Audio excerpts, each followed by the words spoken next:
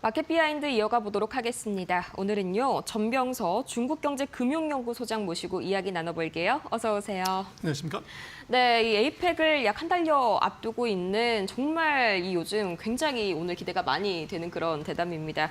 우선 가장 뜨거운 현안부터 좀 이야기를 해봐야 할 텐데 이 시진핑 주석과 트럼프 대통령이 이제 경주 에이펙에서 만난다, 뭐 거의 기정사실화가 됐습니다만 밤 사이에 이 데이비드 퍼듀 주중 미국 대사가 또 의미심장한 발언을 하나 했습니다. 미중 정상회담이 올해가 아니라 내년에 열릴 가능성이 높다, 뭐 이렇게 다시 한번 흔드는 발언을 했는데 이거는 뭐 잠깐 약간의 밀고 당기기 정도로 해석해도 괜찮을까요?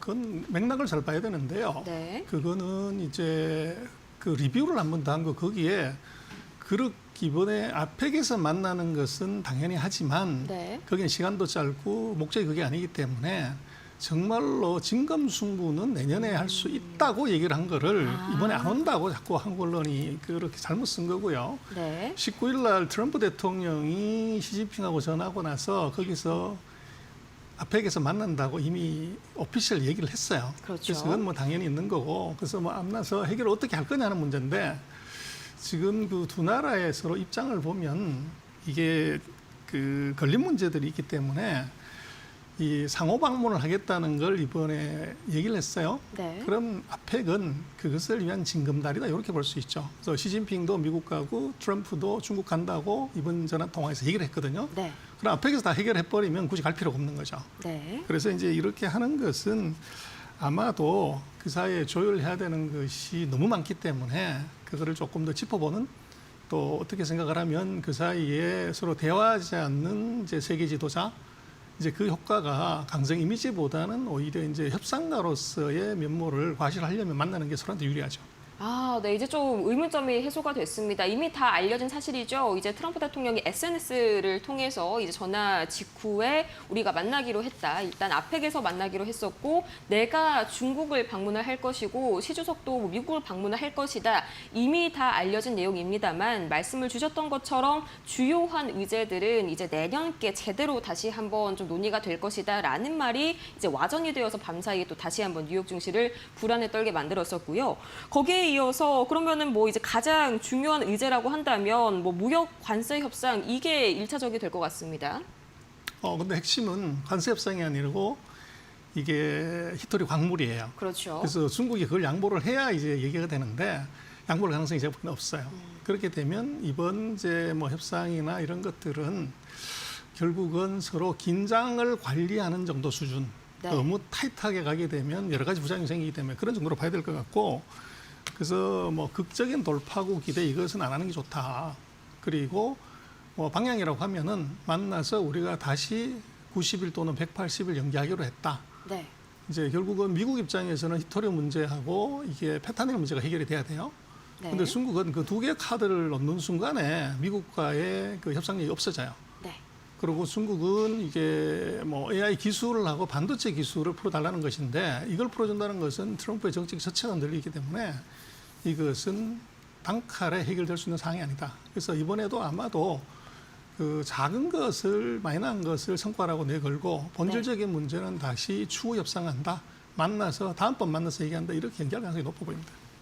네. 그럼 계속해서 이 반도체 그리고 이 히토리 공급망을 둘러싸고 팽팽한 기싸움이 좀 지속이 되지 않을까 하는데, 제가 가장 이 시점에서 궁금한 점은요. 뭐 밤사이에 또 화웨이 관련해서 이슈가 하나 나왔습니다만 이 엔비디아를 드디어 좀 따라잡겠다. 뭐 3개년 계획을 이미 뭐 이틀 전쯤에 또 새롭게 발표를 했었죠. 여기에 대해서 약간 서방 언론은 좀 코웃음을 치는 그런 분위기였습니다. 아직까지 뭐 수율도 그렇고 성능도 이 발급만도 따라오지 못하는데 뭐 어떻게 대체를 하겠냐, 이런 분위기던데, 이런 서방 언론의 이런 성능 평가 그대로 믿어도 괜찮을까요? 그대로 믿으면 안 됩니다. 그래서 중국이 지금 화웨이가 실제적으로는 중국 반도체 산업에 보이지 않는 항공모함이에요. 그래서 제가 체크를 해보니까 화웨이가 자회사를 통해서 반도체 관련된 회사가 110개가 있어요. 네. 여기서 반도체 재료부터 소재 설계까지 다 하고 있고, 지난주에 뭐 AI 인터커넥트인가 하는 컨퍼런스를 하면서 네. 거기서 화웨이가 2028년까지 AI 칩의 로드맵을 발표를 했고, 네.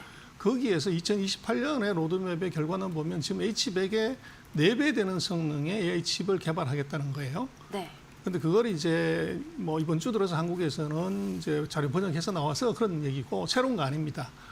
근데 이제 그 지금 하웨이가 개발한 칩들은 이미 H20 수준을 넘어섰고요. 네. H100 수준의 한 70에서 80% 성능까지 이미 도달해 있습니다. 그래서 캠브리콘 마찬가지고 그런 정도 레벨인데 그 수율 이슈는 그것도 이제 우리가 조금 오해하고 있는 것이 수율이 30%가 안 되는데 그러지만 네. 중국은 반도체 회사들이 국가 기업이기 때문에 적자를 신경 쓰지 않아요. 그래서 수율이나 가격이 문제가 아니라 생산량이 문제가 되기 때문에 그럼 네. 30% 수율 공장을 서방 세계 같으면 적자가 나기 때문에 못 돌리는데 중국은 공장 3개를 져버리는 거죠. 네. 그렇게 하면 90%가 나오면 그걸로 물량을 채우는 것이고 네. 적자는 국가가 지원하는 겁니다.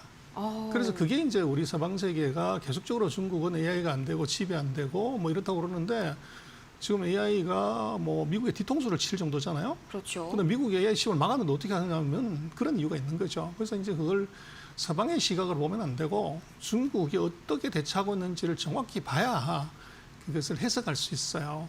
그래서 얼마 전에 보면은 그 딥세크가 업그레이드 버전을 냈다가 네. 이게 성능이 안 나왔어요. 근데 2주 뒤에 이것을 하웨이 칩을 썼는데 소프트웨어 알고리즘을 개선을 했더니만 벤치마크가 오픈 AI보다 높게 나왔어요. 네. 그래서 이게 얘들 비밀입니다. 그래서 기존에 있는 칩을 알고리즘을 통해 가지고 성능을 향상하는 이 기술이 미국보다 월등히 센 거죠. 근데 만약에 거기다가 칩까지 같이 고성능을 줘버리면 판이 끝나는 거죠.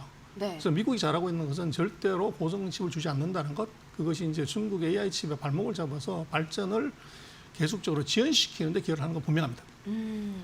이게 충격적인 게 이게 수율이 낮으면 그냥 많이 찍어내면 되고 이게 중국이라서 사실 이 적자를 국가가 다 떠안는 구조기 때문에 가능하다는 점 역시 또 굉장히 좀 충격적이네요. 또 성능이 서방 언론에서 말한 것처럼 마냥 나쁘지만도 않다라는 게 또 소장님이 말씀이었습니다. 이런 굉장히 좀 큰 변수 속에서 이 중국 경제가 좀 놀라우리만큼 굉장히 또 시장 측면에서 잘 가고 있는데 최근 들어서 미국도 그렇지만 중국도 이 거시경제 매크로 지표 자체는 상당히 좀 안 좋은 흐름이 나옵니다만 시장 흐름은 계속해서 잘 가고 있습니다. 이게 뭐 중국 경제의 펀더멘털 자체가 이전과는 체질적으로 좀 달라졌다는 의미겠죠? 그런 건 아니고요. 그 양극화입니다. 네. 한국도 미국도 중국도 전통산업은 계속 나빠지고 첨단 산업, 신산업, 서비스만 좋아지죠. 네. 중국도 똑같은 현상이 지금 나타나고 있고 주가도 AI 반도체 플랫폼 얘들만 가는 건데요. 네. 그래서 그 차이가 있고 그리고 또 하나 이제 중요한 중국 증시가 왜 하방 경직성이 저렇게 강하냐 빠지질 않냐. 네. 그것의 핵심의 의미는 작년에 중국이 4월 달에 승건감독원이 뭐 신국 구조 뭐 이런 이제 우리한테 익숙하지 않은 정책을 발표를 했는데 거기에 보면 네. 그 국유 기업들의 경영 평가 요소에 시가총액을 집어넣어놨어요. 그래서 시총이 빠지면 국유 기업 회장님이 이제 목이 잘리는 문제가 생겨요. 그러다 보니까 네. 우리가 얘기하는 밸류업 전략을 중국은 아주 목숨 걸고 한 거죠.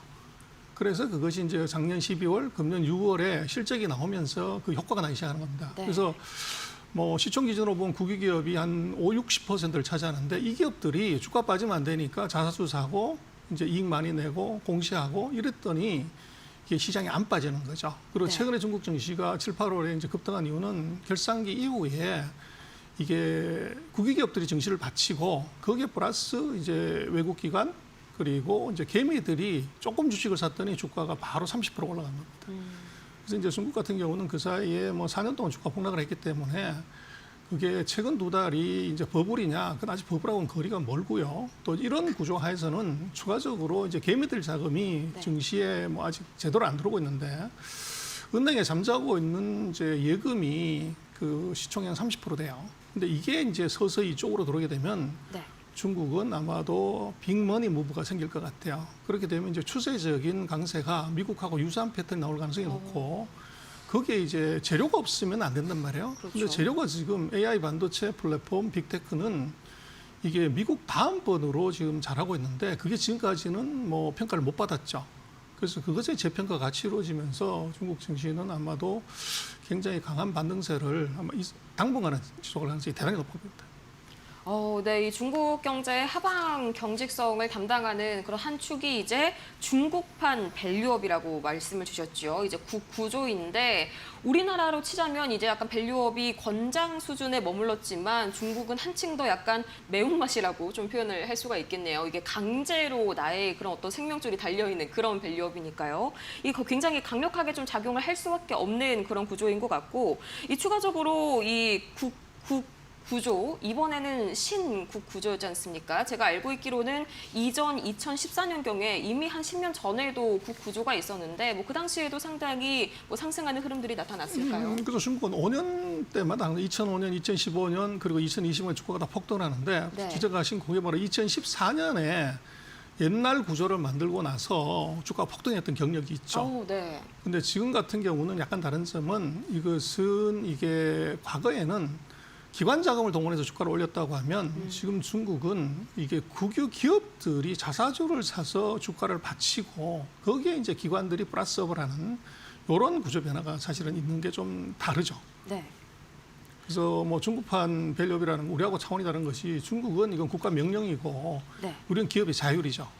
그러다 보니까 이제 중국이 하방 경직성을 계속 유지를 하면서 주가를 올리는데 그럼 왜 올리냐 하는 것은 두 가지 문제인데 하나는 네. 중국이 부채가 기업 부채를 주식으로 전환하는 것이 금융 문제를 해결하는 핵심이 돼요. 그러려면 증시가 일단 가야 되고 두 번째는 중국의 빅테크를 제외한 나머지 이제 많은 AI라든지 반도체들은 자금을 조달해야 되는데 그걸 정부가 계속 지원할 수 없으니까 소위 말하는 우리 같으면 이제 뭐 코스닥 그래서 이 거창반을 통한 증시 자금 조달 네. 그 테크 기업들에 그걸 하려고 하는 거죠. 그렇게 되면은 4년 동안 빠졌던 주가로서는 불가능하니까 주가가 올라가야 되는데 주가가 이렇게 폭등을 하게 되면 시장이 30, 40% 올라가면 주가가 뭐 2배, 3배 올라가는 종목들이 수두룩하단 말이에요. 근데 과거 같으면 그 중국의 증권감독원이 CSRC가 이 정도 올라가면 바로 규제가 들어오는데 지금 아무 코멘트가 없어요. 네. 그 얘기는 아직은 뭐 충분하지 않다. 저 정도는 뭐 견딜 수 있다. 이렇게 볼 수 있고 아마도 금년 하반기 내년 초에 아마 중국의 AI 칩 회사들이 최근에 주가가 뭐 폭등했던 컴브리컨 같은 네. 그런 회사들이 대거 상장할 가능성이 높아요. 그래서 그런 이제 어떻게 보면 기술 산업의 육성, 미국과의 기술 전쟁에서 전사를 키우는 한 수단으로 커추앙마을 같은 코스닥을 그걸 활용하려고 지금 생각하고 있고 그러다 보니까 그 전제가 주가가 올라가야 되는 거죠. 네. 그래서 주가 급등에도 아마 감독 당국이 보고만 되고 관찰만 하고 있는 건 바로 거기 있을 것 같아요. 네, 또 방금 이렇게 말씀을 듣다가 또 생각을 해보니까 뭐 중국 기업들이 뭐 국가 돈으로 적자를 메운다 뭐 이렇게 이야기는 하지만 중국은 약간 좀 소프트웨어 쪽에 집중이 되어 있다고 한다면 미국 기업들은 이제 AI 데이터 센터 인프라, 하드웨어 이쪽에 또 막대한 자금을 투입을 하고 있지 않습니까? 근데 이건 또 미국 측은 그대로 기업들이 그걸 부담을 하는 구조다 보니 이런 기업의 성장세에 있어서도 크게 다르지 않겠다라는 그런 생각도 추가로 드네요. 거기에 더해서 이제 AI 이야기 좀 본격적으로 한번 해보도록 할 텐데 사실 이렇게 선진국이 기술을 봉쇄해서 오히려 상대국의 자립을 도왔던 일들이 역사적으로 봤을 때 상당히 좀 많이 반복이 됐었단 말이죠. 이번에도 저는 좀 비슷한 흐름이 될 거라고 예상이 되는데 어떻게 보실까요? 글쎄 뭐 그것들은 이제 살아남은 자만 뽑으니까 그러고 죽은 놈이 9명이고 산 놈이 한 놈이니까 그런 거고요. 네. 그래서 AI 전쟁에서 중국한테 미국이 패했다 이건 좀 과한 표현입니다. 그래서 역시나 이제 미국하고 붙으면 다 죽는데 네. 아직도 살아 있다는 것이 이게 중국이 대단하다는 그렇죠. 얘기고요. 근데 이제 포인트는 중국이 아까 말씀하신 제재 역설을 이용한다는 거죠. 그래서 감히 AI 칩을 개발한다. 이건 전 세계 어느 나라도 이게 뭐 제대로 엔비디아를 벤치마킹해서 한다는 거 안 하는데 이걸 할 수 있다는 것은 궁지에 몰렸기 때문에 그래요. 근데 문제는 우리가 중국을 조금 들여다봐야 봐야 되는 것은 세계 2대 경제권 그리고 인구가 이게 한국의 28배 되는 나라가 칼 한 자루만 갈면 어떻게 되냐. 네. 그럼 뭐든지 할 수 있죠. 오로지 시간의 문제일 뿐. 그래서 이제 중국 같은 경우는 AI 쪽에서는 국가의 명운을 걸었다 이렇게 해도 과언이 아니에요. 그러다 보니까 이제 기술의 추격 속도가 무지 빠르고 그리고 이제 조금 다른 점 하나는 이것이 하드웨어가 약한 것을 소프트웨어로 업그레이드하는 것을 네. 이게 목숨을 걸다 보니까 미국보다 더 잘하는 부분이 있다는 거죠. 그래서 이제 이게 서로 다른 점인데 그래서 뭐 표현이 어떨지 모르지만 중국이 저런 정도로 봉쇄했을 때 살아남을 수 있는 세계 기업은 없어요. 네. 세계 국가는 없는데 중국은 여전히 이제 선방을 하고 있다는 것이 이게 정말 주목을 해봐야 되고 만약 이걸 뚫었다 그러면 이제 미국을 이제 이길 수 있는 가능성이 생기는 거죠. 네. 그래서 거기에 뭐 최대 피해자가 누구냐면 한국이 될 수가 있어요. 그래서 중국이 미국을 넘으려면 반드시 반도체 국산을 해야 되는데 거기에 우리가 AI 칩의 뭐 가장 중요한 이제 메모리 쪽을 공급하는데 이것도 얘들이 대체할 가능성이 있는 거죠. 그래서 그런 측면에서 놓고 보면 우리로서는 중국의 굴기가 미국하고 전쟁에 박수 치면서 뭐 이게 볼 일이 아니고 이건 우리한테 치명적인 위협으로 올 수 있다는 거를 네. 그걸 정말로 심각하게 사실은 봐야 됩니다. 그리고 더 중요한 것은 미국은 AI를 갖고서 누가 문제 빨리 풀고 답안 빨리 넣어 그림 빨리 그리고 뭐 이런 거를 속도가 빠르냐를 하는데 중국은 거기 관심이 없어요. 네. 그래서 AI에 모든 AI에 AI 플러스 산업을 접합시키는 데다가 여기다 포커스를 하고 있고 그래서 이걸 갖고 생산성을 향상시키는 데 목숨을 걸어요. 네. 근데 이것도 또한 우리한테는 굉장히 치명적인 것이 우리가 모든 제조업에서 중국과 지금 경쟁인데 중국이 미국한테서 30% 지금 관세를 받고 있는데 이거 30% 어떻게 넘을래? 네. 뭐 불 끄고 종이 아껴 쓰고 일도 한다고 세계를 쓰는 문제가 아니에요. 그래서 중국은 이 전략을 모든 산업에 AI를 붙여서 원가를 50% 떨어뜨린 전략으로 갑니다. 네. 그럼 거기서 30%를 커버하더라도 20% 남는 전략을 하게 되는데 이것도 우리한테는 큰 협인 것이 제조업에서 우리가 이제 중국과 경쟁이기 때문에 만약에 중국의 AI가 전체적으로 확산이 돼서 제조업의 경쟁이 높아지면 그 타격은 한국이 받게 되죠. 네. 그 리스크가 우리한테 있습니다. 그러면은 우리도 이제 더 이상 뭐 한쪽의 공급망에만 안착이 됐다고 좋아할 게 아니라 이제 중국의 공급망에도 같이 좀 이제 생태계에 진입할 수 있는 그런 노력들을 좀 함께 해봐야 하는 그럴 필요성이 또 같이 있겠네요. 그래서 우리로서는 그렇게 가야 되는데 지금은 뭐 중국이 우리한테 필요한 것은 반도체밖에 없어요. 나머지는 AI 전체에서 우리가 세기 때문에 그래서 우리가 반도체에서 어떻게 레버리지 잘 걸 거냐 그거를 잘 우리가 연구하고 또 협력의 방안을 생각해봐야 될 것 같습니다. 네, 이렇게 해서 오늘 정말 귀한 말씀 주셨습니다. 밤사이에 또 엔비디아 강하게 흔들리면서 다시 한번 AI 인프라에 대한 그런 의구심들이 강해진 가운데 특히나 중국의 현재 입지와 실제 상황들 잘 분석을 해주신 것 같습니다. 좋은 말씀 고맙습니다. 예.